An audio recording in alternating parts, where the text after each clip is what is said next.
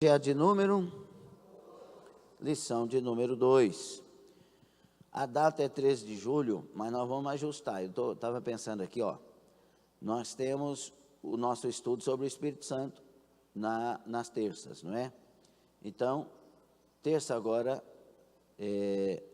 não, mas na outra terça nós vamos dar essa lição e aí a gente atualiza, ok?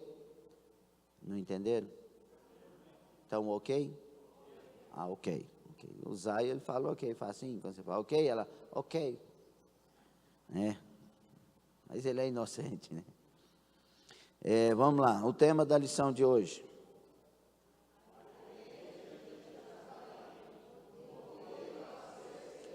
A igreja de Jerusalém, um modelo a ser seguido. Leiam o texto áureo que está em Atos, no capítulo 2, versículo 42. 1, 2, 3.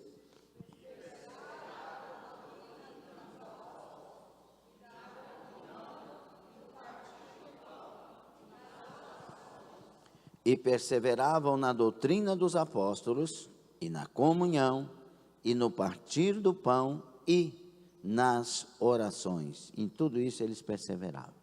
Verdade prática, a igreja de Jerusalém, como igreja mãe, tornou-se exemplo para os demais, para as demais.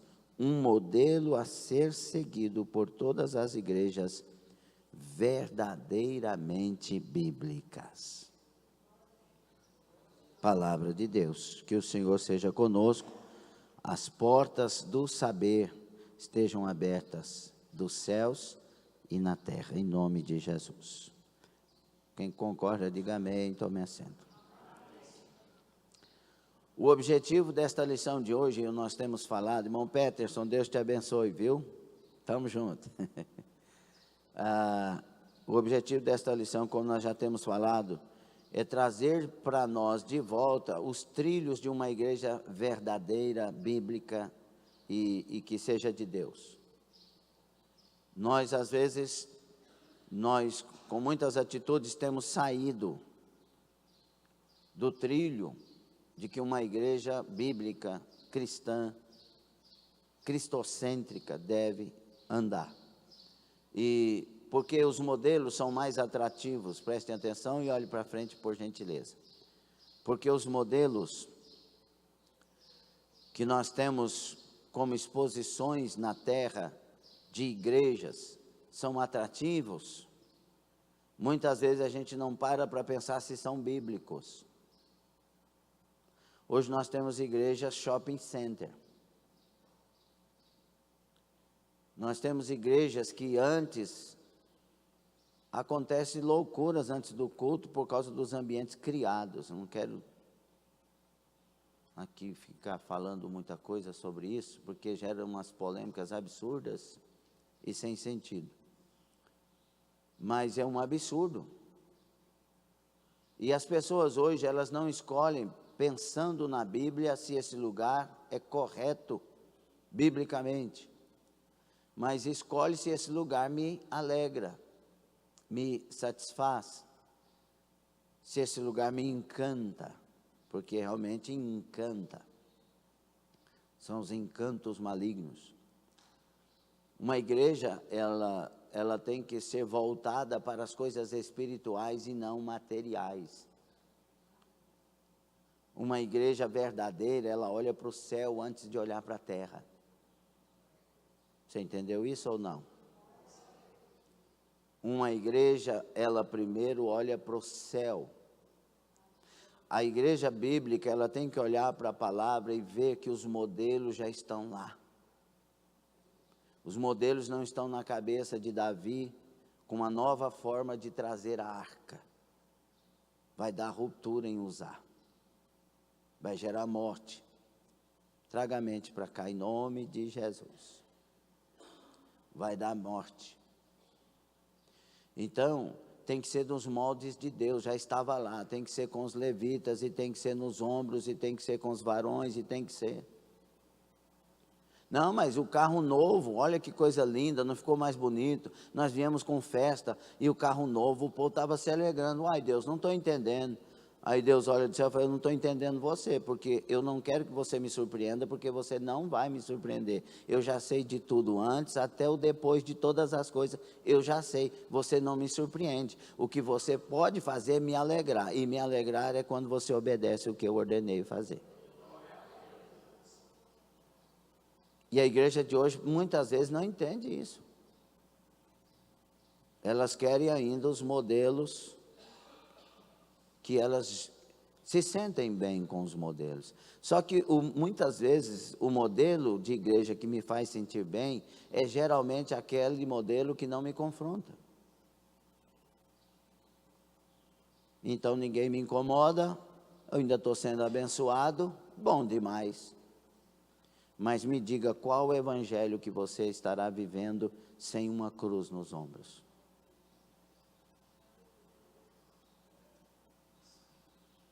Qual o evangelho que você vai estar vivendo sem o negar-se a si mesmo? Então, um dos objetivos dessa lição é explicar os fundamentos da igreja de Jerusalém, isso aqui é só para mim, reconhecer a importância do batismo e da Santa Ceia como símbolos essenciais da fé cristã e aplicar os princípios da igreja de Jerusalém à vida da igreja atual, enfatizando a prática espiritual, o acolhimento e a adoração. Então, é um propósito bíblico. A igreja de Jerusalém, ela não era apenas uma comunidade de fé, porque comunidade de fé a gente pode chamar todo e qualquer evento que se reúne para qualquer divindade. Porque fé, ela tem direções, tem gente que tem fé nos ídolos, e é uma história diferente. Mas a igreja de Jerusalém não era apenas uma comunidade de fé. Era um modelo de vida cristã que impactava a sua geração. A forma dessa igreja impactou o mundo todo. O ser igreja, nestes moldes que nós estamos e estaremos estudando, fez com que o evangelho chegasse a todas as nações. A igreja de hoje, ela está perdendo territórios, ao invés de estar avançando em territórios. Então, se faz muito necessário que cada um de nós deixemos os nossos modismos, a forma que a gente pensa que deveria ser, e comecemos a olhar para a palavra e viver como a igreja que Deus quer que vivamos. E vou dizer algo que você pensa muitas vezes, alguns pensam que é falta de educação. Não é. Se você não confia em mim como seu pastor, procure outra igreja urgente. Porque se você não confia em mim, você não vai crescer e você ainda vai atrapalhar essa obra. Então você está se prejudicando e prejudicando a obra, isso é perigoso. Você não é obrigado a concordar comigo, mas se você discordar, no sentido de ser pastor, você é obrigado a chegar para mim e me mostrar que você está certo biblicamente. E que eu estou errado e eu não vou brigar com você. Se eu estiver errado, eu vou agradecer. Agora, se eu estiver certo, eu também vou te falar. Então, se é para o nosso crescimento, sejamos honestos e sinceros uns com os outros. Porque o nosso fim é o céu. Nosso objetivo é chegar no céu.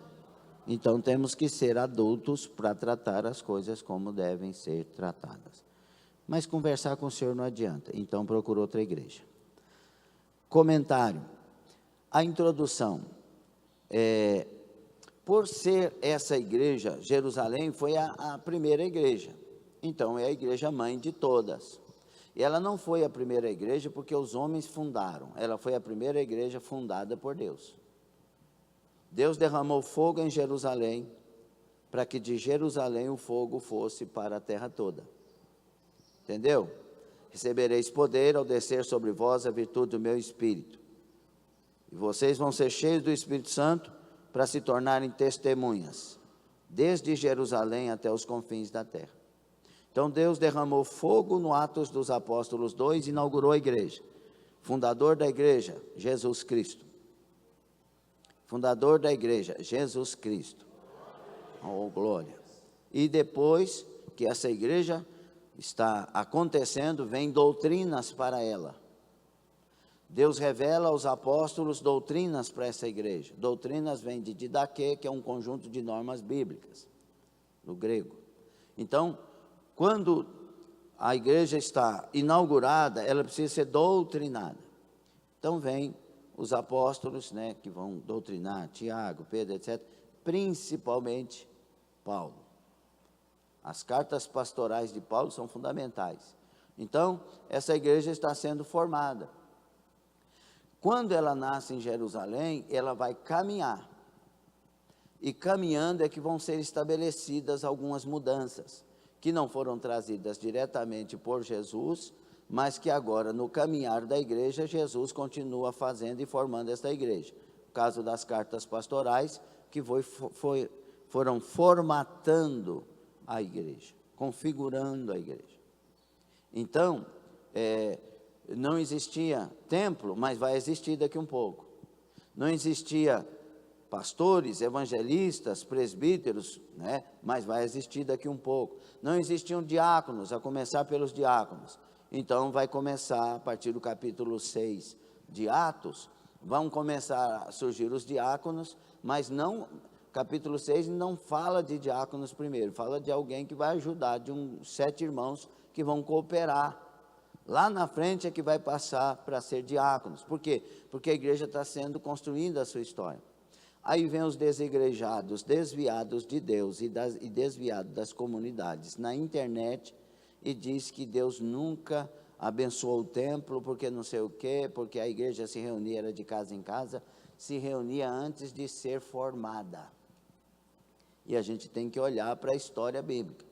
Tem livros maravilhosos, teológicos, que você pode comprar e ler. Cristianismo através dos séculos. A história da igreja em diversos teólogos que são piedosos, que você vai ler. Então, é muita coisa que você pode trazer, buscar de informações a respeito disso. Mas o importante aqui é entender que essa igreja está sendo estabelecida e dela parte decisões, formas corretas de servir a Deus.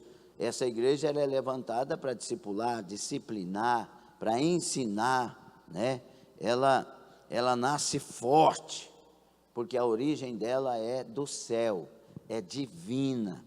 A origem dela é do céu e é divina, e é uma origem de gente cheia do Espírito Santo. Todos foram cheios do Espírito Santo. É um povo pentecostal, é um povo avivado. E por isso essa igreja, ela está alicerçada, porque a pedra fundamental é Jesus Cristo, a pedra de esquina, rejeitada pelos homens, mas eleita por Deus. É a pedra inquebrável, é a pedra do alicerce que jamais se perde. É a pedra de sustentação da igreja. E essa pedra estando, vem os tijolinhos que somos nós. O edifício, ele é formado, chamado igreja, na base que é Jesus Cristo. E o bom desta igreja é que ela era cheia do Espírito e cuidava de andar no trilho da palavra.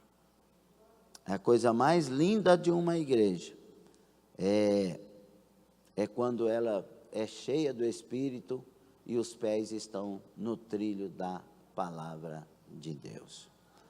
Então, ela tem marcas que se tornaram padrões para todas as igrejas. Amém? Entendido? Então, o primeiro tópico da nossa lição, qual que é o tema? Uma igreja com sólidos alicerces. E agora, nós vamos tratar o alicerce, que é Jesus, a pedra angular, e agora os alicerces para que esse Jesus seja a base. Que o primeiro aqui é uma igreja com fundamento doutrinário. Para que Jesus seja a base, a igreja tem que ser com fundamento doutrinário. Fundamento aqui é o alicerce. Nós vamos falar nesse primeiro subtópico sobre o que destaca aqui para nós é fundamento. Depois nós vamos falar da doutrina. Fundamento é aquilo que traz o alicerce. É aquilo que faz a igreja estar firme. Por isso você vai ler em Mateus no capítulo 7, Lucas também vai falar no 6, mas Mateus 7, 24 e 25, Jesus fala assim, ó, põe aí por favor, DCM, Mateus 7, 24 e 25. Ele vai falar assim, ó, eu quero que vocês entendam o que acontece com quem pratica a palavra e o que acontece com quem não pratica. E ele está finalizando o sermão do monte. Ele está falando de transparência cristã, de vida com Deus. Eu, porém, vos digo coisas fundamentais para revelar de dentro para fora que eu sou de Deus. Entendeu? Não é regra aqui, é algo que tem que estar dentro de mim. Por isso ele começa com as bem-aventuranças, macários, bem-aventurados. Esse macários quer dizer feliz no seu interior, é de dentro para fora. Você está olhando para uma mulher com intenção impura, você ouviu o que foi dito, se você adulterar, você é condenado, está cometendo pecado. Eu, porém, vos digo que só de olhar, com intenção impura. O que ele está trabalhando aqui? O interior. Não adianta a pessoa não tocar, mas querer tocar. Se quer tocar, é porque já está errado. Para Deus já cometeu o erro. Já pecou, olhou com intenção impura. E o que Deus está fazendo conosco com isso? Está livrando nós de cair. Se eu não posso pensar, não vou cair. Quem confessa tentação, não confessa pecado. Entendeu?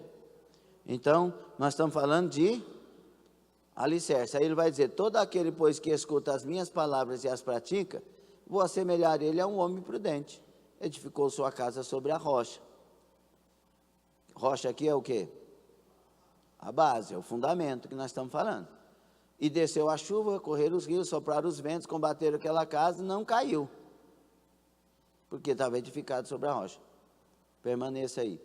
Os dois próximos versículos vai falar o contrário. Quem não pratica, assemelho ao que edificou sobre a areia. Aí vieram os mesmos elementos, chuva, rios e ventos, e destruiu a casa.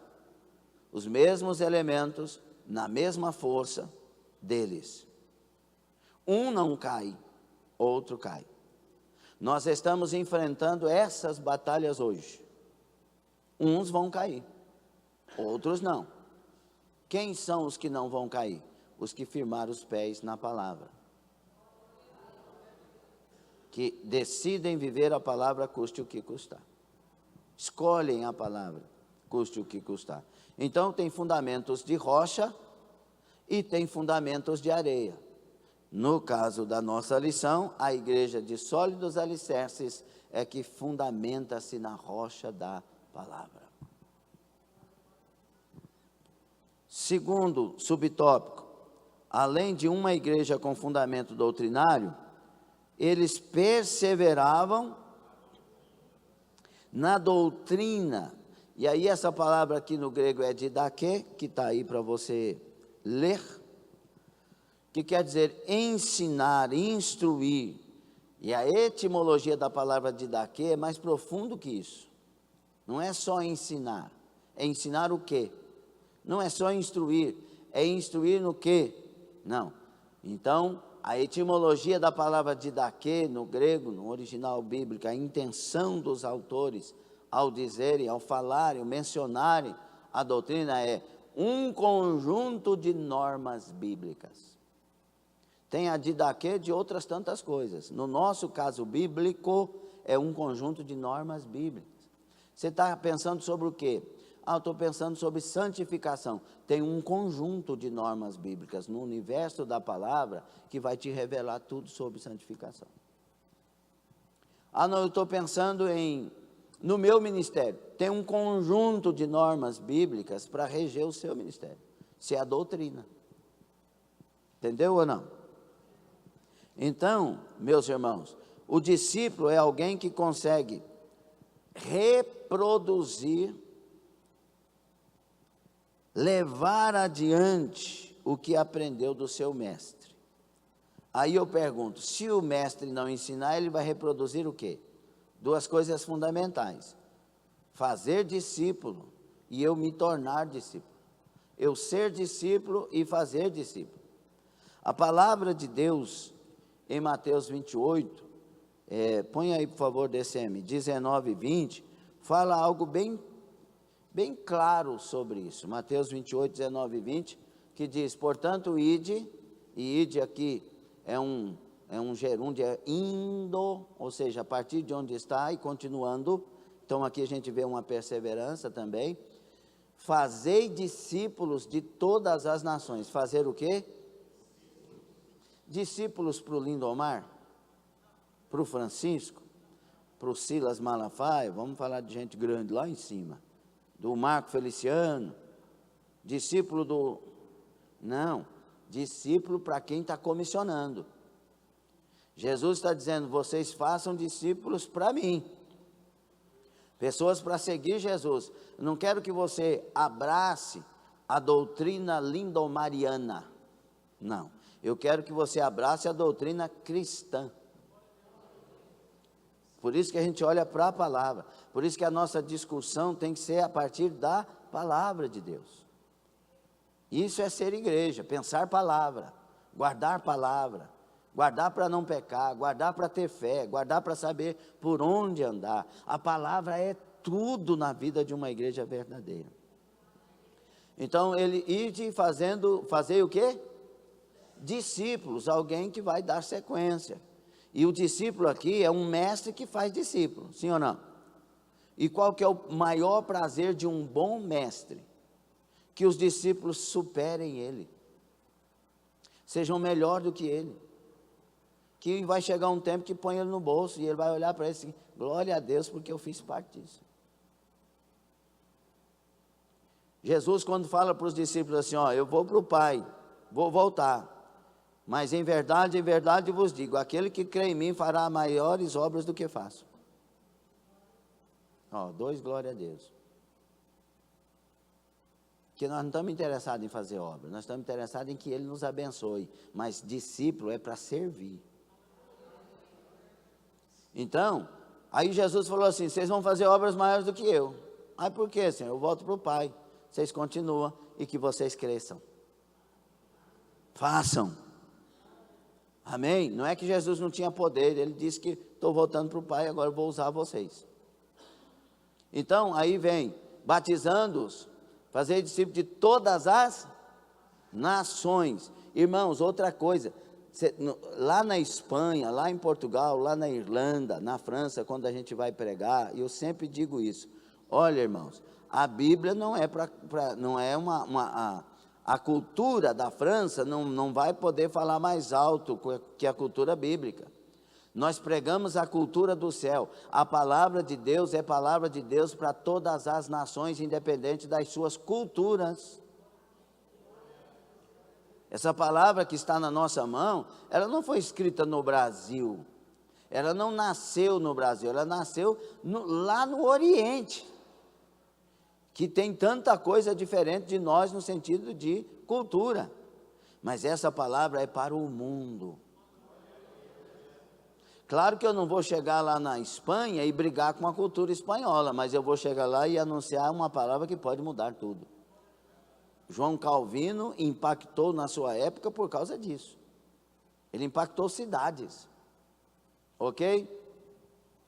Façam isso batizando-os. Por que não está dizendo em nome de Jesus? Porque quando Pedro fala, nós batizamos em nome de Jesus, Pedro está falando, Jesus nos mandou batizar. Agora, quando eles vão fazer o batismo, que chama-se aplicar o batismo, em nome do Pai, do Filho e do Espírito Santo, porque foi a maneira que foi ordenado. Então a gente vai no nome de Jesus e batiza em nome dos três. Entendido? Para cessar esse negócio de unicismo. Tem um punhado de coisa por aí a respeito disso. E 20. Ensinando-os. Então, fazei discípulo que jeito? Ensinando. Não tem como você fazer discípulo se não ensinar. Ensinando-os a guardar. Aí eu te pergunto, nós temos o discipulado, está tendo uma aula de discipulado e glória a Deus por isso. Mas a igreja, onde é que ela se torna discípula de Jesus? Onde que você se torna discípulo de Jesus? Você se torna discípulo de Jesus onde se ensina a palavra. Quais são os cultos diretos de ensinamento? Escola Bíblica Dominical e terças de ensino bíblico. Nós temos uma participação muito boa, graças a Deus. Mas, domingo vem mais gente. O que se entende a partir disso aí por inferência? Que os frequentadores dos cultos de ensino é que são a igreja. Porque eles estão sendo ensinados, como eu e você estamos agora, a serem aqueles que servem Jesus, imitando Jesus. Esse é o nosso papel. Nosso papel não é chegar na igreja e ter uma jantinha, uma comidinha, isso pode ter na cantina, e desde que a cantina trabalhe para a obra de Deus, não há problema nenhum. O azorrague nas mãos de Jesus foi para as pessoas que estavam explorando. E eles é que estavam lucrando, Roma estava lucrando, e os sacerdotes estavam lucrando, e Jesus não aprova isso, e o lugar onde eles estavam fazendo era inadequado. Então, a igreja terminou o culto, está vendendo pamonha para a missão, isso é pecado? Isso é errado? Não, além de eu estar comprando uma coisa, que muitas vezes é mais barato que lá fora, eu estou me satisfazendo, e estou ajudando a obra de Deus. Quando que isso vai ser pecado? Porque, pelo contrário, as pessoas não estão ali ganhando lucro, elas estão tirando do seu tempo, do seu esforço, porque cantina não fica pronto na hora. Tem que trabalhar antes, tem que comprar antes, tem que conseguir tanta coisa antes, e você tem que trabalhar isso. Então envolve o tempo, para não ganhar nada, entre aspas, né? Porque os trabalhadores da casa de Deus, o Senhor não fica devendo para ninguém. Mas estamos trabalhando. Aí surgem pessoas para ficar inventando história contra. Nós temos que, irmãos, olhar com olhos puros para entender as instruções puras. Se não tiver pureza, não adianta. Em Tito 2,11, será que, não, Tito 1,15, veja por favor.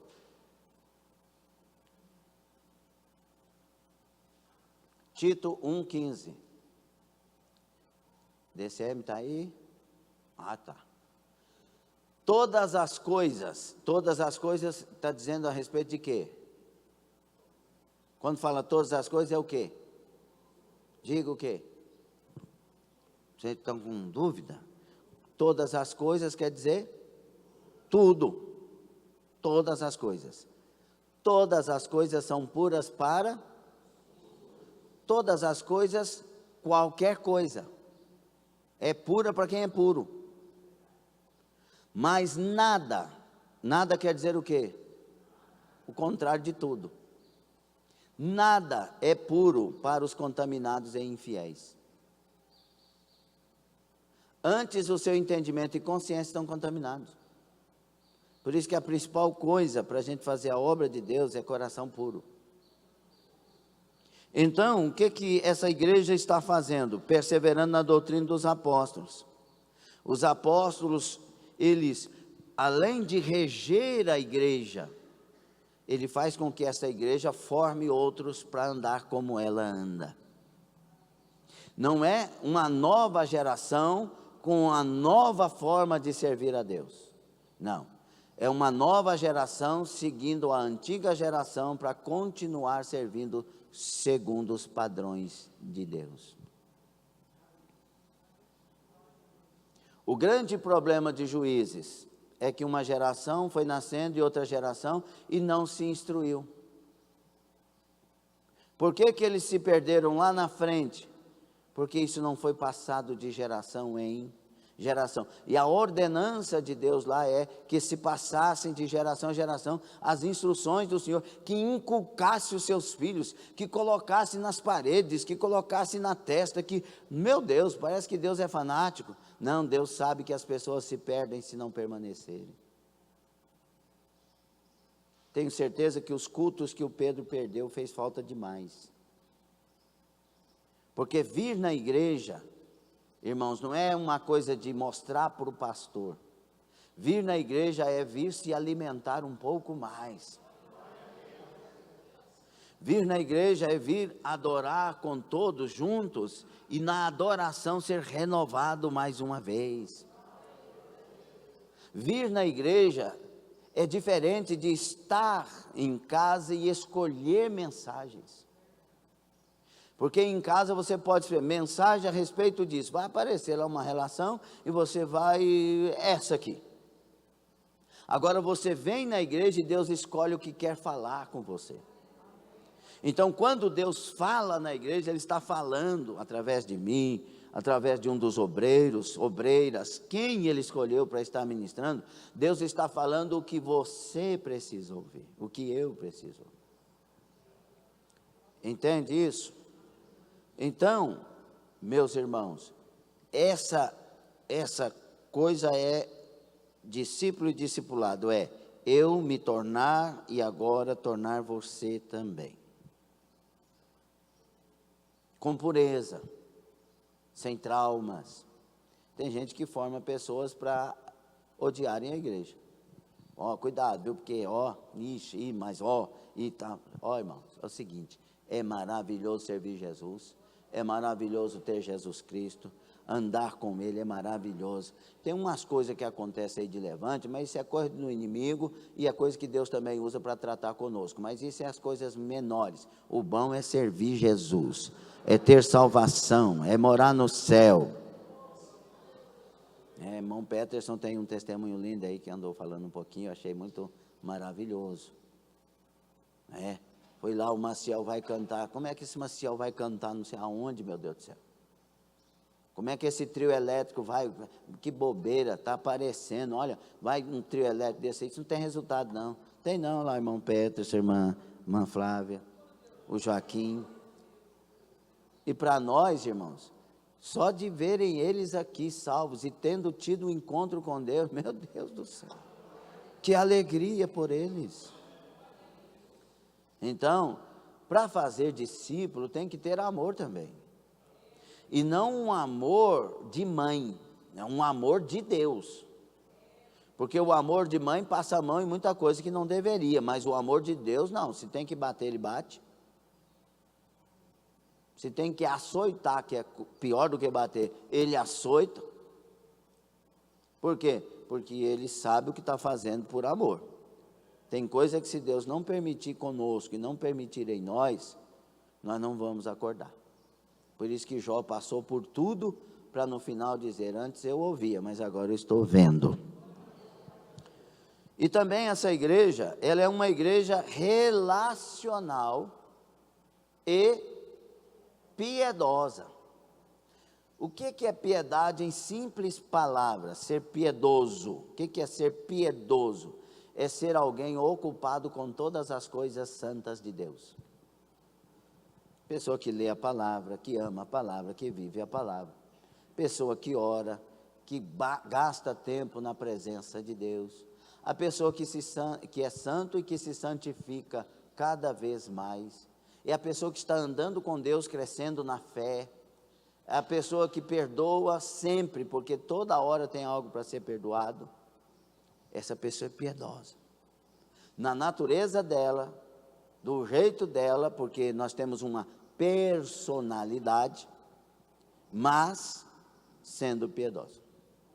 Nós temos a personalidade de Pedro, temos a personalidade de Tiago, temos a personalidade de Paulo, temos a personalidade de Apolo, temos a personalidade de João. Cada um é diferente do outro, mas todos são piedosos. Temos a personalidade de João Batista, João o Batista, né? Porque tem o João o Evangelista que falamos, discípulo do amor, mas João o Batizador lá no deserto, uma personalidade forte. Aí tem gente que fica ridicularizando o João, que falava dessa forma, lá no deserto, porque tem gente que quer ser igual ao João. Pelo amor de Deus, não peque contra a palavra, porque João não estava sendo João, João estava sendo a voz do que clama. Na verdade, Deus estava sendo Deus através de João, ou não? Então, é isso aí. Então, essa igreja, ela é uma igreja relacional e piedosa. Ela é relacional com esse amor de Deus. Ela é piedosa com esse amor de Deus, com essa figura da forma de servir. O que a igreja de hoje não sabe, que pensa que tem que ser do jeito dela. Porque eu fiz psicologia, estava falando até um pouco ontem com o pastor, nosso pastor presidente, pastor Francisco, a respeito dessas questões, que é muito importante ouvir ele, que estudou também, falar sobre isso. Tem gente que está procurando um socorro na psicologia e o socorro está em Deus, né? Então tem coisa que, se é uma pessoa cristã, então ele começa falando da ciência e termina falando da crença, porque a cura para um cristão está primeiro em Deus. Consertar a sua vida com Deus. Eu vou mandar minha filha, meu filho, porque ele está passando um mal, e ele, como psicólogo, vai resolver. Ele é cristão? É. Tem chamada? Tem. Então o problema dele está em Deus. Nós temos que parar de procurar respostas onde não estão. Você, às vezes, está procurando os paliativos, e aí, paliativo daqui um pouco volta. Agora procure a cura. Desse ponto de vista que eu estou falando. Agora, a pessoa é cristã, está com problema emocional, não aceita os mandamentos de Deus, e ela precisa organizar suas ideias. Então, um psicólogo que estuda o comportamento humano, que seja cristão, vai ajudar ela a entender esse caminho de volta. Aí já é outra história. Entendido? Então, irmãos, sobre essa questão de perseverar na comunhão, de Atos 2,42, nós estamos falando das perseveranças, né? Perseverar na doutrina dos apóstolos, e agora perseverar na comunhão, que são relações interpessoais dos cristãos primitivos. Perseverar na comunhão é se dedicar à construção de bons relacionamentos. Esse é o meu lugar. Amém? Esse é o seu lugar? Essa é a sua igreja? Você, a partir de você, é que tem que construir os relacionamentos. Escutou? Não é a partir do outro. É a partir de você. Se começar a partir de você, primeira coisa que cai por terra, sua cobrança com os outros. A cobrança com os outros atrapalha a comunhão. Ninguém me abraçou. E quantos você abraçou? O quê? Ninguém me diz que ama nessa igreja, e você diz que ama para quantos? Então, o relacionamento é construído a partir de mim. Chegou para conversar, converse. Agora, não, eu acho erradíssimo, e isso é um conceito meu, você ser uma pessoa que não é para mim. Você tem que ser quem você é. Porque nós temos que te amar do jeito que você é. Se você for uma farsa, no dia que você se revelar, está entendendo o que eu estou dizendo? Cada um não tem um jeito. Você vai no Maciel, você vai que o Maciel vai brigar com você. E o cabo é bom demais, o Maciel é um amigão. Mas ele é sistemático. É o jeito. Aí você chega no outro, o outro está brincando toda hora. Esse camarada não leva nada a sério, leva. Eu brincava na sala, irmãos, porque a minha origem é de piadista e pessoas de viola, de violeiro, de roda de viola, de mascate, de boi, não sei, boi, como é que é, boi zebu, né? Sei lá como é que era o nome. E esse povo das farras. Então, brincalhão. Então, eu chegava na minha sala de aula, e eles estavam dando aula. Irmãos, eu brincava com tudo. Aí eu falava para a professora de português: professora, fecha a porta aí, porque eu preciso de ver a matéria. Que eu estava copiando, ela disse: Lindomar, Zacarias, fecha a porta.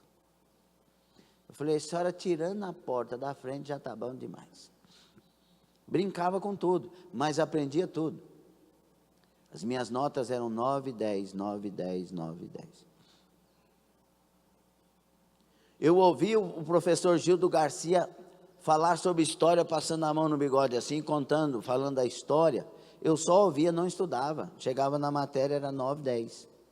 E brincava com a matéria. Brincava com a matemática, as fórmulas lá, que são complicadíssimas. Eu ia falando na frente do professor Alexandre. E ele: para, Zaca, ele tinha um jeito meio esquisito, diferente. Mas as notas 9, 10, 9, 10, 9, 10. Então tem gente que brinca, mas brinca sério. Brinca aprendendo, brinca sabendo. É a personalidade. Se você quer construir relacionamento, você tem que respeitar a pessoa que está diante de você. E honrar essa pessoa. A forma dessa pessoa. E cada um tem um jeito. Agora, quando diz respeito a servir a Deus, e existe um mandamento para isso, todos nós, com todos esses tipos de personalidade, temos que estar um só, decididos a obedecer a Deus da forma que foi dito. Estão entendendo? Então, esse cultivo de relações interpessoais fortes, tem que existir entre nós, mas não pode só pensar, irmãos, em relações interpessoais. Nós temos que pensar que tudo isso é para servir a Deus. Não é para formar uma comunidade como a loja maçônica, de ajudar uns aos outros com códigos. Olha, nós somos uma comunidade tão querida, o fulano precisa, vamos lá construir para ele. O fulano não sei o que, vamos lá fazer para ele. O ciclano não sei o que, vamos lá não sei o que. Não, isso aqui não é uma agência de obra de caridade. Não, é uma comunidade de convivências interpessoais que devem ser saudáveis e agradáveis e que se deve fazer só as coisas que Deus dirige a fazer. Lembrem-se que ao pródigo, quando ninguém lhe dava nada, foi que ele foi curado. Quando ninguém lhe dava nada, foi curado. Agora o Jacó, Deus deu tudo. E foi tudo que precisou para que ele mandasse tudo para frente e pudesse ficar para ter um encontro verdadeiro com Deus. Por que que para o pródigo, Deus tirou tudo para ele ter uma razão? Porque o pródigo pensava que, tendo dinheiro no bolso e indo para onde ele quisesse, ele seria muito bem e feliz. Aí ele vai, constrói amigos e vai não sei o quê. Quando Deus tira tudo, os amigos vão embora. Ele diz: poxa, tudo isso é falsidade. Com Jacó, Deus dá tudo para ele, dá família, dá dinheiro, dá riqueza, e ele vai enganando as pessoas, e daqui um pouco ele perde o sentido. Vai tudo para frente. Esposa, filhos, fortuna, gado graúdo, gado miúdo, tudo, vai tudo. Ficou sozinho. Crise existencial, medo, pavor, tudo aquilo de aparato que ele tinha não resolveu nada para ele, porque ele precisava de um encontro urgente com Deus. Amém? E essa comunhão que a gente tem que ter é uma comunhão na palavra. Não é uma comunhão fora da palavra, que tudo, primeira coisa fundamental que nós tratamos aqui foi o fundamento e a doutrina dos apóstolos como fundamento. Se não tiver palavra, não é. Aí é associação, é um punhado de coisa, mas não é igreja. ok? Outra coisa importante, a igreja, ela não pode se preocupar em fazer mais do que deve se preocupar em ser igreja. Uma igreja na palavra de Deus, nas cartas de Apocalipse, não sei se é capítulo 2, que diz o seguinte: vocês fazem tudo. Veja lá o capítulo 2. Vamos lá abrir lá? Apocalipse, é bom ir lá no texto, capítulo 2 de Apocalipse. Capítulo 2. Escreve ao anjo da igreja que está em Éfeso: isto diz aquele que tem na sua destra as 7 estrelas, que anda no meio dos 7 castiçais de ouro. É o Deus que está presente. Eu sei as tuas obras e o teu trabalho. É uma igreja que trabalhava incansavelmente. A paciência, era uma igreja paciente. Não podia sofrer os maus. Punha à prova os que se diziam apóstolos e não eram, e achava os mentirosos. Sofria com paciência. Trabalhava pelo nome de Deus e não cansava. Ou seja, um ativismo intenso. Aí Jesus vai dizer: tenho, porém, contra ti que deixaste teu primeiro amor. E ele vai dizer assim: lembra-te, pois, de onde caíste, arrepende, pratica as primeiras obras, quando não, brevemente a ti virei e tirarei do seu lugar o teu castiçal, se não te arrependeres. É a ameaça mais dura que Deus faz para uma igreja que é perfeita. Eu vou arrancar arrancar você de onde você está. Eu virei e te destruirei. E qual é a igreja que Deus quer destruir? A que não tem o primeiro amor. E tem gente hoje pregando por muitos altares, dizendo que primeiro amor vai embora, que primeiro amor acaba. Então a igreja está condenada. É necessário. Irmãos, e eu falo algo especial para nós, para mim e para você. Guardar o primeiro amor talvez seja a coisa mais difícil desses dias. Tanto com relação aos bastidores, o que acontece, tanto bastidores de irmãos da própria igreja, bastidores de irmãos de ministérios, bastidores de pessoas lá em cima, que se levantam e falam tanta coisa que prejudica aqui embaixo, quanto bastidores espirituais de demônios da maldade que se levantam, e induzindo pessoas, instigando, lançando setas que a pessoa está pensando que está pensando a respeito daquilo. Na verdade, o inimigo está lançando algo. Como a palavra não está reinando na mente, no coração desta pessoa, muitas vezes ela não consegue discernir. Não é fácil, mas se nós quisermos o céu, tem que ter primeiro amor. E essa mesma igreja que perseverava na doutrina, na comunhão, era a mesma igreja que vivia em oração. Uma coisa ligada à outra. Escute, por favor, abra os ouvidos. Se você não tem vida de oração, você vai cair.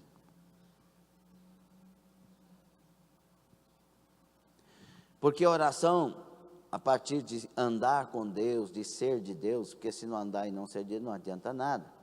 Mas oração, a partir desse conjunto, olha onde vai chegar a oração, já vai chegar lá na frente.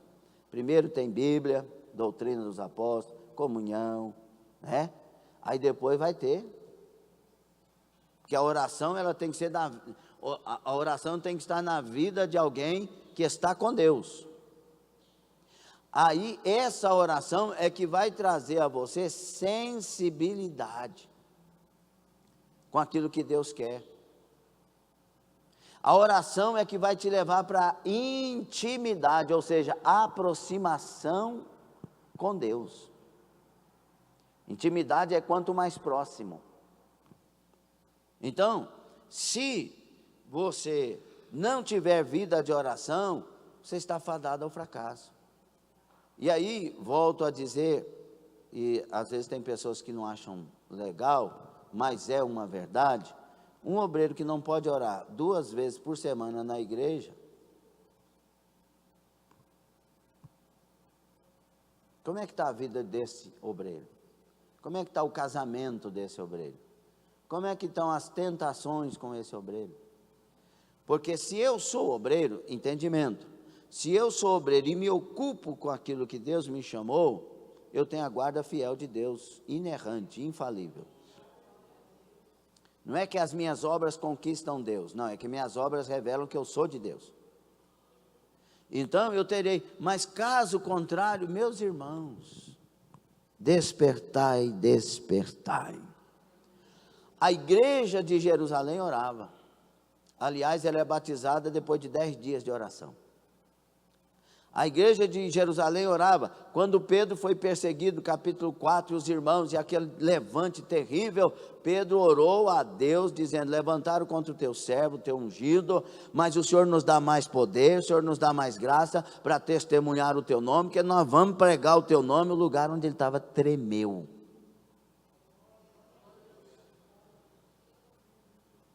Os apóstolos, líderes, né, Pedro, os demais, quando viram que tinha tanto problema para resolver, e levantou os 7 irmãos para cuidar das mesas das viúvas, das causas das pessoas, dos menos favorecidos, etc., eles disseram: porque nós não podemos deixar o ministério da palavra e da oração. Não pode. E quando ele foi escolher os 7, eles tinham que ser cheios do Espírito Santo, cheios de sabedoria, cheios de fé, cheios de boa reputação. Ou seja, cheios do Espírito Santo, sem vida de oração, eles tinham vida de oração. A igreja, no capítulo 12, orava ininterruptamente na casa de Maria para a libertação de Pedro. Meus irmãos, se a igreja de hoje aprendesse o poder da oração e orasse de verdade como se deve orar, meu Deus, a comunidade estaria crescendo cada vez mais, a região, a cidade seria impactada pela glória de Deus.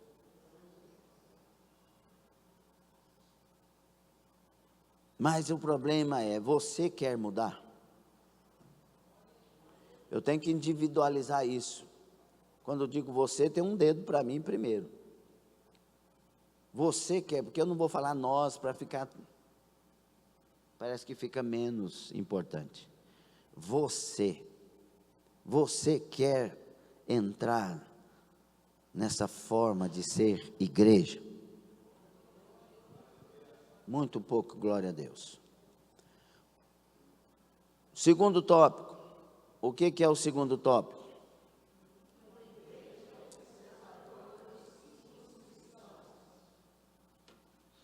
Poderia colocar aqui um outro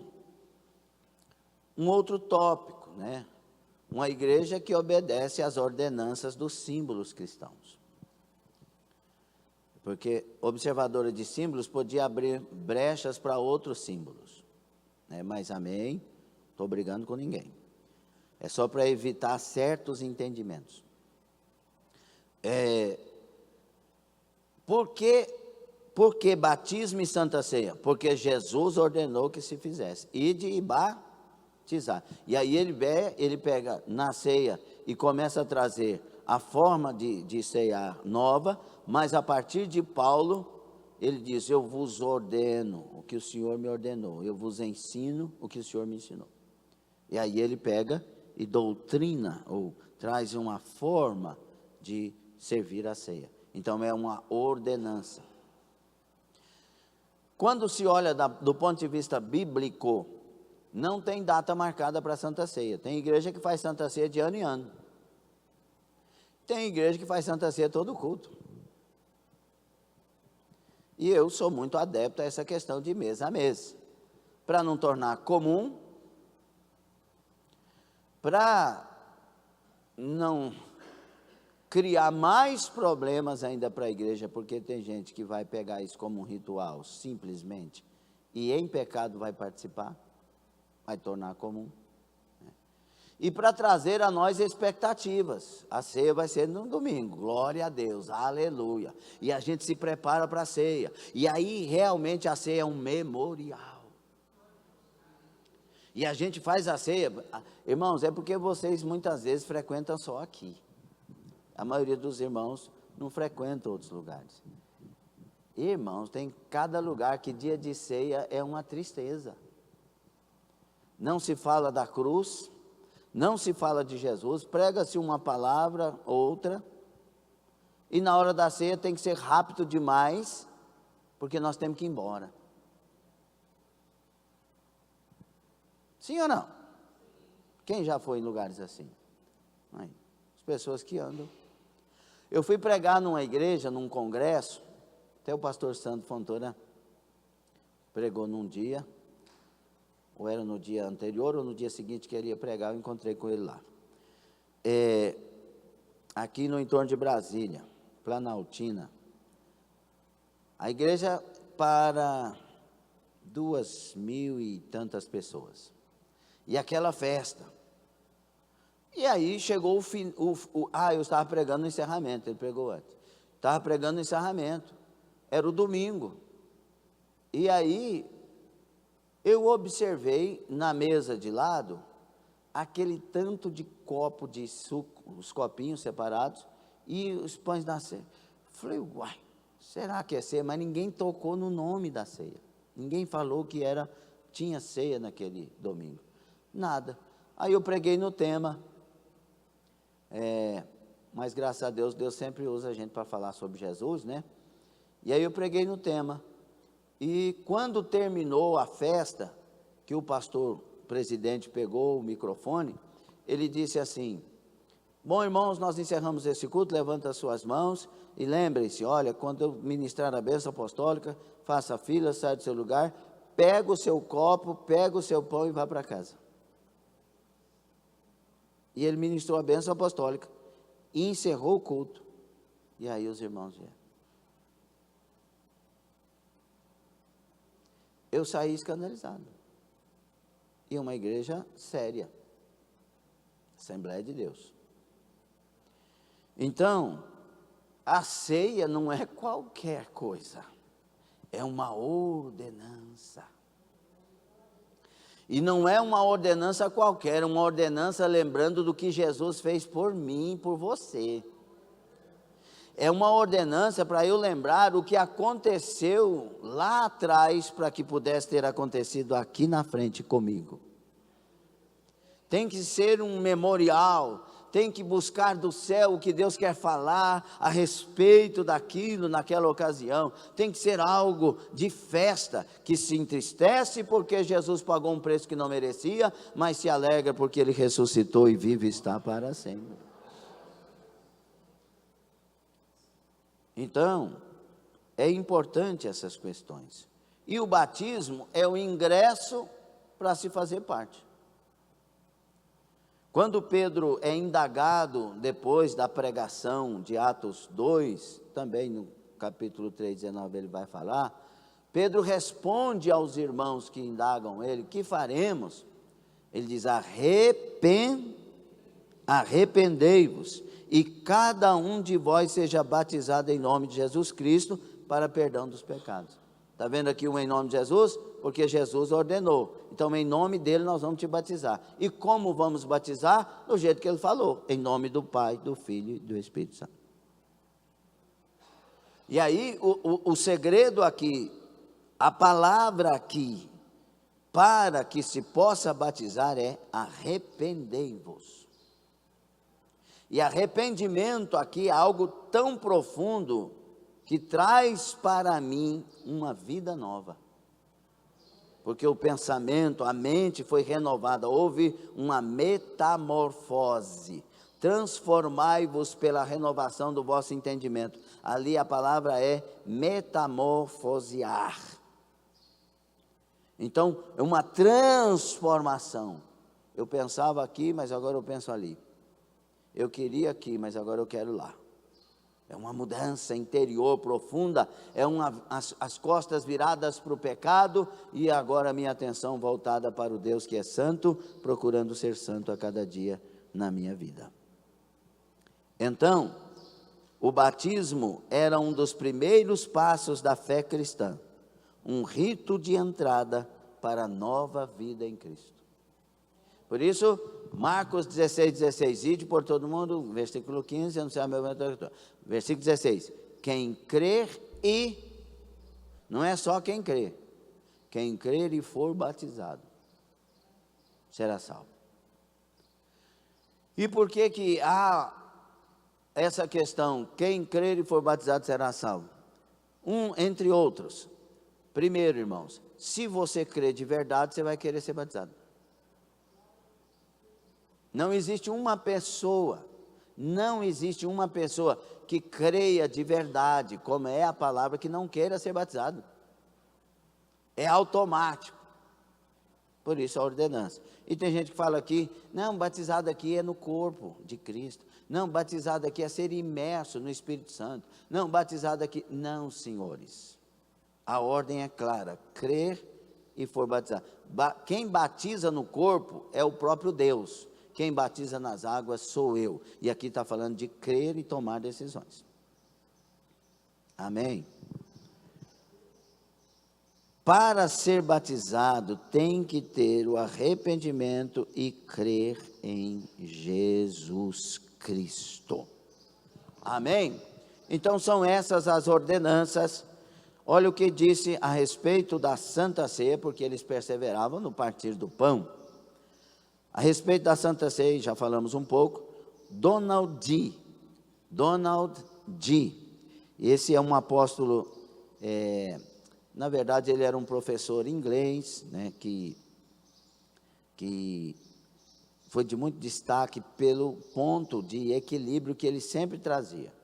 Inclusive ele falava para os pentecostais que a forma que nós temos de fervor, de unção, de graça, nós tínhamos que lutar para ter de conhecimento também, para equilibrar a coisa. Por isso ele foi conhecido como o apóstolo do equilíbrio, que ele sempre ponderava. Talvez uma segunda pessoa que eu, na minha simplicidade, pequenez, possa nomear como alguém de equilíbrio, é Martyn Lloyd-Jones, que é um calvinista. Mas se você ler o calvinismo a partir de Martyn Lloyd-Jones, você vai entender melhor o que é o calvinismo, que os próprios calvinistas não entendem. Amém, Giovana? Giovana conhece muito sobre isso, porque ela foi afrontada muitas vezes e foi bom porque ela mergulhou mais nessa questão. Giovana já fez bacharel em teologia na IBC. Então, meus irmãos, olha o que disse Donald G., esse professor teólogo. Um dos principais mestres do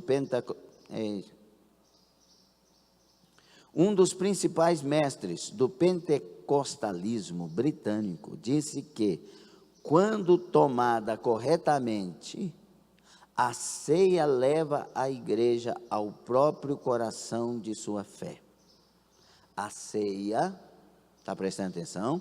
Leva a igreja, leva você ao próprio coração da sua fé,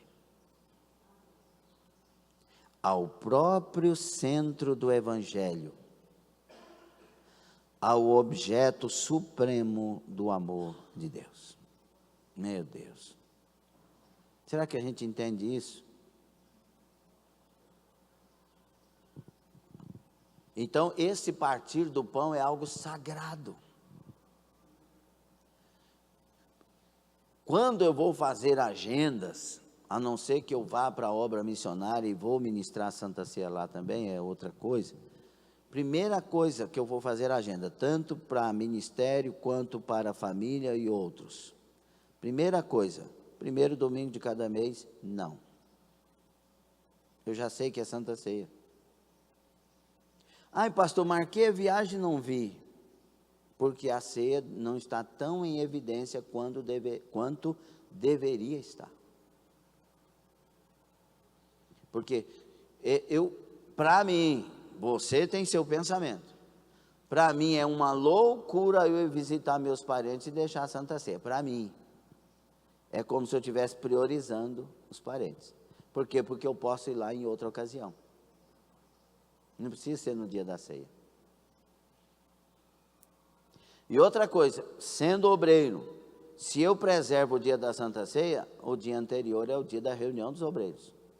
Eu preservo o meu ministério. E não é para o pastor Francisco ver, ainda que eu me alegro quando ele vê que eu estou lá e se alegra comigo. Porque eu, como pastor, sei qual que é o peso de olhar para uma reunião de obreiros e não ver obreiros que poderiam estar. Mas eu vou primeiro porque eu quero que Deus saiba que eu tenho compromisso. Que eu sou responsável, ou seja, eu sou alguém que dou respostas ao ministério que Ele me deu e que é dele. Entende isso ou não? Então, se eu não tenho essa vida ativa cristã, como que eu vou ter intimidade com Deus? Então, guardemos isto, irmãos. Esta igreja também era uma igreja observadora das ordenanças, dos símbolos cristãos. E não mais, viu? Jesus ordenou só esses dois. Jesus não ordenou colocar a arca no altar. Tem gente que coloca a arca no altar. Vai levar isso para o inferno? Não estou dizendo isso, mas é errado. Por que é errado, pastor? Porque a Bíblia diz que a arca haveria de sumir e que ninguém deveria buscá-la e nem fazer outra igual. Jeremias. Então, como que eu vou pegar aquilo que Deus falou para mim, nem buscar, nem procurar achar, e não fazer outra igual, e vou trazer um símbolo? Sendo que tem muitas igrejas, e eu já vi, tem vídeos para você ver se quiser, é só colocar lá com as palavras-chave, e você vai ver, na igreja, a arca entrando, os irmãos vestidos de branco com a arca entrando, e o povo adorando, pondo a mão, falando em língua estranha, os outros não sei o que, irmão, pelo amor de Deus. Sendo a arca ou sendo a imagem de um santo é a mesma coisa, são ídolos. Mas eu vou brigar com a igreja que faz isso? Claro que não, mas eu tenho que ensinar. Amém? Já preguei em lugares que tem essa arca no altar? Já preguei também. Falei mal da arca? Não. Só preguei a palavra que Deus me deu, porque Deus não me mandou falar nada. E os irmãos são amados, são queridos. Vão para o céu? Se andar com Jesus, vão. Mas é certo? Não. Entendido? E eu não tenho que sair condenando, nem fazer o sinal da cruz, como diz os católicos, porque viu uma arca. Não, meu irmão. Você tem Deus, ainda que você entre num lugar que é campo do inimigo, você já tem Deus, você já é de Deus.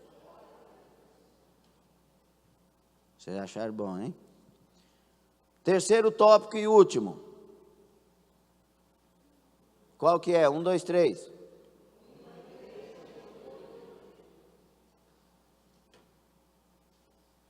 Então, irmãos, sobre a igreja acolhedora, eu queria ter falado um pouco mais, eu já passei para outro tópico, mas é porque o tempo vai passando. Sobre a igreja acolhedora, irmãos, a gente tem que entender que na igreja de Jerusalém tinha muitos problemas também de comunhão. Só que quando se tratava dos crentes verdadeiros, havia comunhão verdadeira. Então na nossa igreja tem muita gente que dá problema e demais. Mas quando se trata dos crentes verdadeiros, todos têm comunhão. Sim ou não?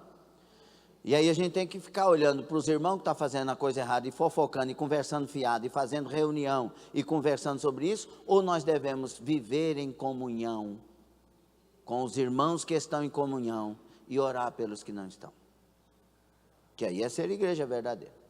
Não esqueçam que Ananias e Safira morreram aos pés de Pedro porque mentiram no meio dessa comunhão acolhedora. Morreu por ordem do Pedro. O pastor ou líder que estava recebendo ele, não era o líder da igreja, era Tiago. Aí, Ananias, mas é verdade esse negócio? Não, é do jeito, então você, morre. Houve temor, capítulo 5, de 1 a 11. A igreja se encheu de temor. Ou seja, é uma igreja acolhedora, é uma igreja de comunhão, é uma igreja de amor, é uma igreja de paz. Mas não minta e não queira profanar aquilo que é de Deus. É uma igreja séria. Então essa igreja tinha temor e tremor, que é phobos, que quer dizer um respeito profundo à divindade. Enchia de temor e acrescentava almas. Essa igreja, ela tem que olhar para Deus espantada, por causa da glória. Irmão, lembrem, os serafins, eles estavam sobrevoando o trono de Deus, dizendo: santo, santo, santo é o Senhor.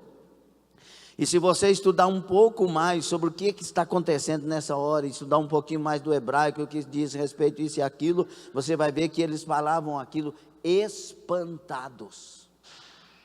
Eles olhavam, olhe para frente, eles olhavam espantados, dizendo: santo, santo, santo é o Senhor dos Exércitos, clamando uns aos outros. E por que o senhor está falando isso? Porque lá no céu tem espanto, aqui na terra não vai ter? Temor e tremor diante de Deus. Cuida dos teus pés quando você entra na casa de Deus. Cuida dos seus pensamentos lá fora, mas principalmente aqui dentro, porque aqui existe um Deus que tudo vê, tudo sabe. E não sou eu esse Deus, viu? Esse Deus tem nome, Ele é Jesus Cristo. Ele conhece tudo e todos, sabe a intenção. E a gente tem que ter temor. Então essa igreja acolhedora é também essa igreja séria, para não confundir as coisas. Então ela era uma igreja modelo. Por quê? Porque era uma igreja reverente e cheia dos dons. E aqui nós vamos ver esse temor, que é um forte sentimento da presença. Deus está aqui. O que acontece quando a gente de fato sente uma presença diferente, que ela parece que está descendo sobre nós? A gente se espanta. Meu Deus. O que aconteceu no sermão, o grande sermão de Jonathan Edwards? Pecadores nas mãos de um Deus irado. Os irmãos começaram a segurar nas colunas, porque era tanto temor que eles sentiam que o inferno estava ali, se eles não consertassem a vida. Cadê esse temor? A gente entra na igreja e fica pensando mal. Tem gente, irmão, que já rebateu as palavras que eu estou falando aqui. E eu pergunto a todos: as palavras que eu disse aqui são ou não são bíblicas e cristãs? E como que alguém rebate essas palavras? Essa é a questão. Não tem temor, porque as palavras são de vida, mas também podem matar. É esse equilíbrio que a gente tem que entender de Deus. Deus leva para o céu, e somente Ele também manda para o inferno. Ele manda a gente preocupar com isso, porque os homens podem até tirar a nossa vida, mas Deus tem o poder de tanto mandar para o céu quanto para o inferno. Temor. Aproximar de Deus com temor, cantar a Deus com temor, louvar a Deus com temor, servir a Deus com temor, e aí a alegria do Senhor será completa, o renovo será perfeito, pois nós estamos diante daquele que é o único que pode salvar, libertar, curar, transformar, abrir portas, cuidar do verdadeiro cristão. Então, era uma igreja reverente. Como que alguém vai ser reverente se não tiver temor? Sim ou não? Você tem coragem de comparecer diante de um juiz de bermuda? Tem? Numa audiência? Você seria, no mínimo, irreverente. Nem entra, não deixa. Agora, quantas pessoas entram dentro da igreja de boné, de chiclete, de bermuda? Aí, pastor, que o senhor não manda embora? Não vou mandar, não. A pessoa tem que aprender por si. A igreja é a igreja de portas abertas. Ela não manda ninguém embora, mas Deus trabalha com cada pessoa que quer ser trabalhada.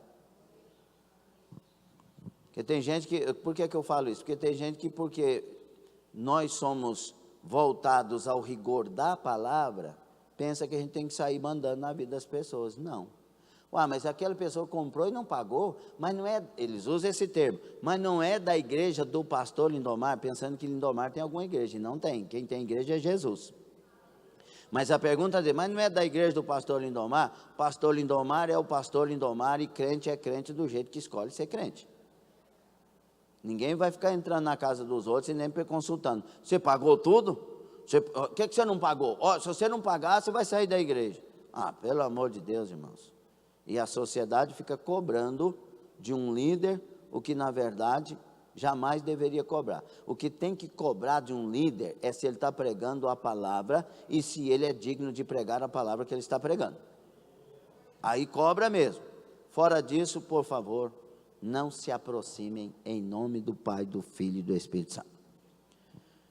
Olha, irmãos, Lucas destaca muitas maravilhas e sinais que se faziam por meio dos apóstolos. Quando? No meio de uma igreja cheia de temor. Por isso que a Rosa Dias pregou aqui, às vezes tem gente que não entende com o coração puro, né? Aí ela disse assim, que a igreja antigamente era proibido muita coisa, e era mesmo. Tinha mulher, dependendo da igreja, que não podia raspar o braço, não podia nem aparar o cabelo, não podia fazer os cabelinhos das pernas, não podia andar de bicicleta, dependendo mais atrás não podia nem ter rádio, não podia beber Coca-Cola. Agora, irmãos, no meio daquela igreja tinha uma glória. Quem é do tempo sabe, quem não é vai só ficar pensando. Sim ou não, irmã Lindalva? Irmã Lindalva é do tempo. Tinha uma glória, tinha revelação, visão, aquela coisa, meu Deus do céu, que coisa maravilhosa. E o exagero, só que aí que está a questão, o exagero daquela igreja era para mais de Deus. O exagero da igreja de hoje é para menos de Deus.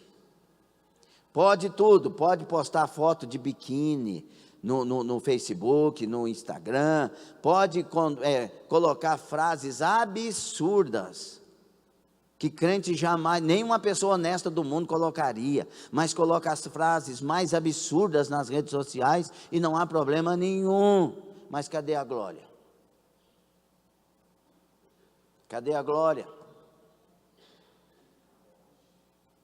Foi-se a glória. Nós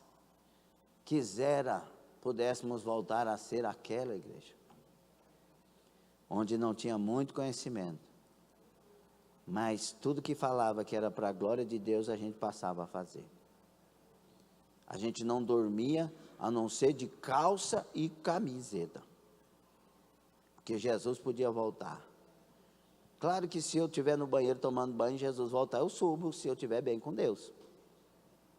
Mas isso tudo fazia o quê? Trazia mais temor, mais respeito.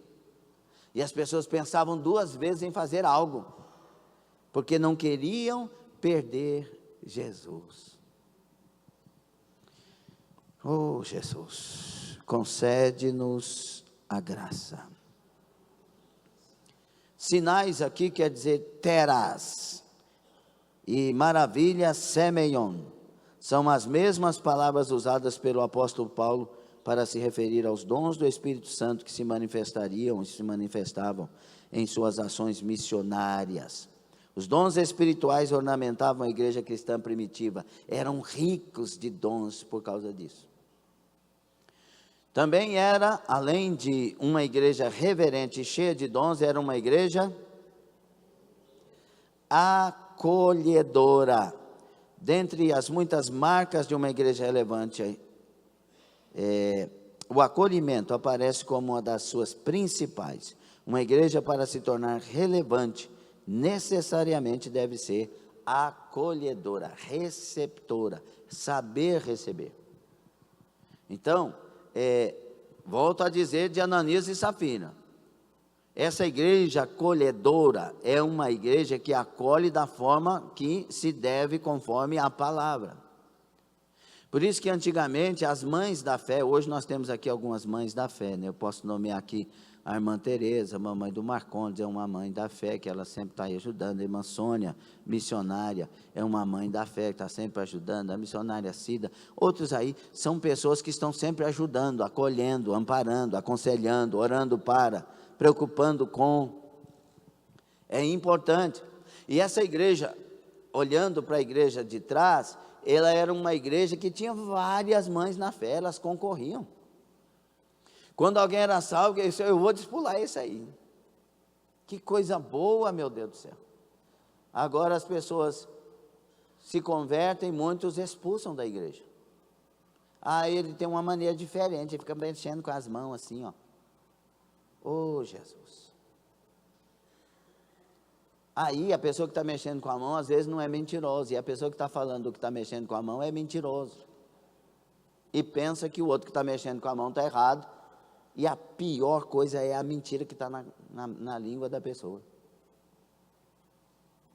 Então nós temos que entender que ser acolhedor é primeiro ser de Deus, amar com o amor de Deus, acolher conforme a palavra de Deus, e ignorar essas coisas que acontecem paralelas, porque estas igrejas tinham o mesmo problema que nós temos hoje, só que tinha um grupo coeso, de oração, de propósito, de acolhimento, de comunhão, de santa ceia, de concordar, de estar com, de admirar, de respeitar, de honrar.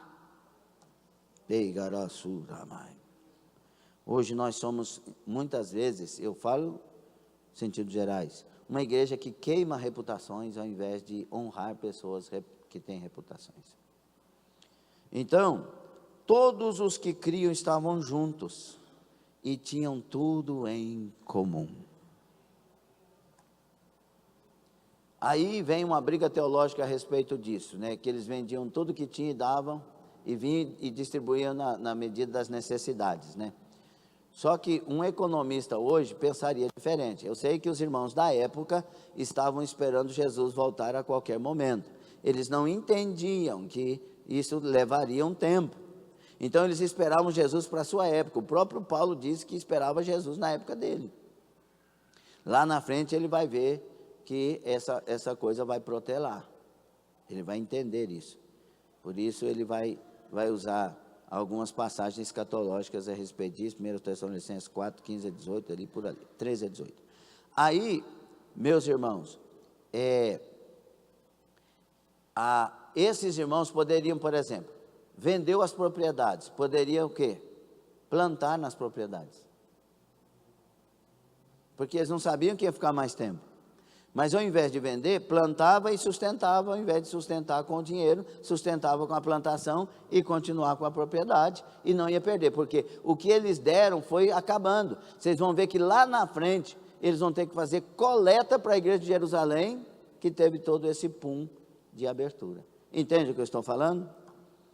Então são coisas, mas aqui a Bíblia está relatando tudo o que acontecia entre os irmãos. Tudo que uma igreja vai fazer, irmãos, ela tem que ver se está fazendo dirigida por Deus. Não é primeiro se é certo fazer, é primeiro se Deus quer que seja feito isso. E isso é ser dirigido e guiado pelo Espírito Santo. Daqui a pouco eu vou abrir para perguntas, encerrando o terceiro subtópico.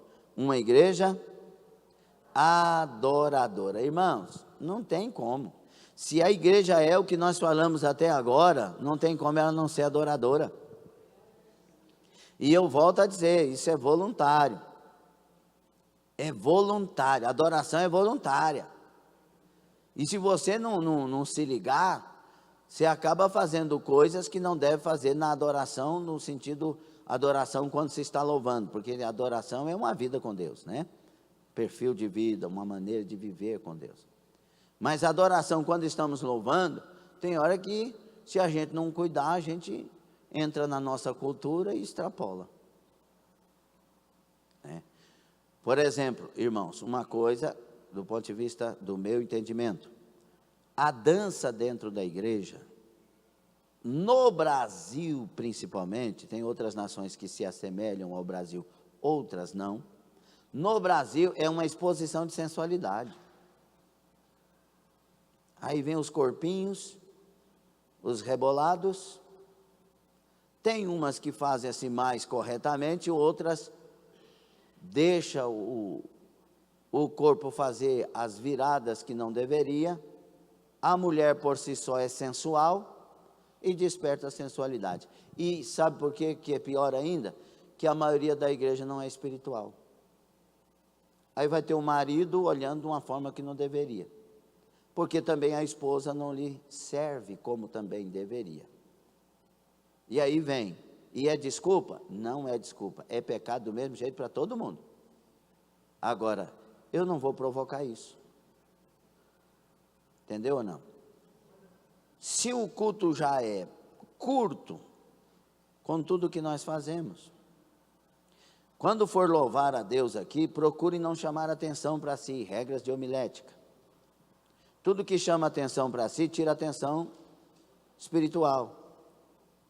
Então, se tem uma chavinha que está batendo aqui, põe ela no bolso para cantar ou para tocar. Porque não pode chamar para nós a atenção que deve ser para Deus. O louvor tem que ser algo que realmente todos se voltem a olhar para Deus e cantar para Ele. É assim que a coisa acontece. E olha, quando a gente é artista, a gente tem tendências artísticas.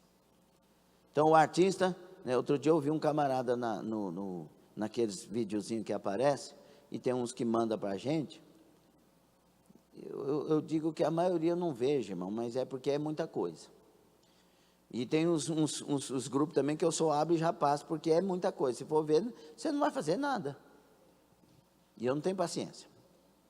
Aí o cara pegou o violão e Jeová está passando aqui, Jeová está passando, e Jeová está passando, Jeová.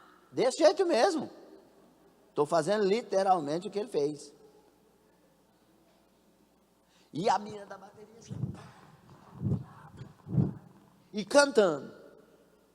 Sente a presença de Deus? Pode até sentir, irmão, mas faz um impacto diferente na igreja.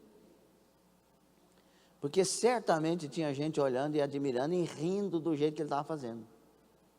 Ou seja, a atenção que era somente para Deus, voltou-se para ele em algumas pessoas. Entenderam? Então a igreja não é lugar de expor artistas, é lugar de Deus usar pessoas. E quando eu digo Deus usar pessoas, eu estou dizendo que nós somos instrumentos dele, e não de nós mesmos. Essa igreja adoradora, ela tem uma expressão de júbilo e gratidão a Deus. Ela não concorre com dons. Quando eu vim para Anápolis, que eu fui ver se era de Deus ou não, porque eu tinha umas 5 propostas na época, e eu estava lá orando a Deus, Senhor, para onde o Senhor quer que eu vá, e tal, e tal. Aí uma das propostas era Anápolis, eu vim aqui, e aí chegou na tarde da bênção, todo mundo concorrendo, irmã Sônia, irmão Cleomar, quem revelava mais, quem orava mais bonito, quem não sei o que, aquela coisa, e eu percebendo aquilo, e eu fui formado desde criança na fé, para não concorrer com ninguém, nem ser alguém de exposição. Meu pastor me ensinou muito bem isso. E aí, pergunte para ele quando ele vier. Aí, irmão, e tal, aí no final, eu que era o convidado, foi me dada a última oração. O Lindomar vai fazer a última oração, o presbítero Lindomar. Aí eu falei, Jesus do céu, aí orei, eu lembro que uma mulher surda ouviu na noite, e era um sinal que o pastor estava pedindo e tal, e aí orei, mas com o coração trancado, fechado, e voltei, que eu tinha pego o carro do meu irmão emprestado para vir, um Fiat 147, não, Fiat Uno, branco, em 97, hein? E aí, voltei, cheguei em casa, falei, amor, de jeito nenhum. Deus ainda me usou numa profecia, falando que ia mandar um Davizinho para lá. Aí eu falei, de jeito nenhum, Deus me livre, não quero um lugar desse nunca. E eu estava sendo pastor interino lá em Tumbiara, no bairro da Saúde. Quando cheguei lá, finalizando, Deus usou um profeta lá que desde o Paraná estava procurando a igreja e não achava, até o dia que ele encontrou, e encontrou no dia que eu falei que eu não vou de jeito nenhum. Aí Deus falou, é aquele lugar que eu tenho para você. E começou a dar as visões e mostrar os propósitos. Enquanto o irmão era usado, Deus dava as visões. Cheguei em casa, não tive que pensar duas vezes. Já cheguei e falei, amor, nosso lugar é Anápolis. E realmente foi uma batalha, mas era uma direção. E Deus confirmou tudo aquilo que Ele tinha e que Ele confirme tudo que Ele quer, ainda que nos custe angústias e dores, que a vontade dEle seja feita. E com tudo isso, com angústias e dores, com alegrias e tristezas, nós devemos ser adoradores. O céu merece adoração em todo o tempo. Fique sobre os pés. Então, hoje nós falamos sobre essa igreja modelo. Se você e eu queremos ser igreja bíblica, temos que olhar para a igreja modelo. Você quer?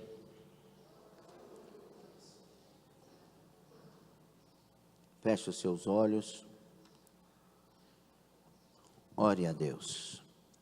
Dê uma resposta. Dê uma resposta a Deus. Diaconisa Rafaela pôs aqui, foi embora aquela dor e não voltou e nem vai voltar em nome de Jesus. Bendito seja o Senhor. Deus abençoe Ivone, Maria da Conceição, Helena Mendes, Isabel Cerbeto, minha filha, que Deus te dê muita força, graça, consolo. Oramos aqui por vocês, viu? Fale com Deus, mas dê uma resposta que Ele vá se alegrar com ela. Senhor nosso Deus e Pai, ensinei, ministrei, falei. Agora é com o Senhor, nos corações que se abrem, nas vidas que se levantam para servi-lo conforme a palavra, na centralidade que Cristo quer. Dá-nos equilíbrio dos céus, reconfigura-nos para este tempo no Senhor conforme a palavra. Perdoa, Senhor, nossos pecados de relacionamentos, de palavras, de pensamentos, de sentimentos. Oh, Jesus, perdoa as nossas omissões, transgressões, iniquidades. Lava-nos no sangue do Senhor. Tenha misericórdia de nós e na tua ira, lembra-te desta misericórdia que traz avivamento. Cuida de tudo e de todos, é a nossa oração, nos rendendo. Eu me rendo, Senhor. Eu me rendo a Ti. E aqueles que se rendem, toma eles, meu Senhor, e confirma um novo tempo de comunhão e vida espiritual. Em nome de Jesus. Amém, amém e amém.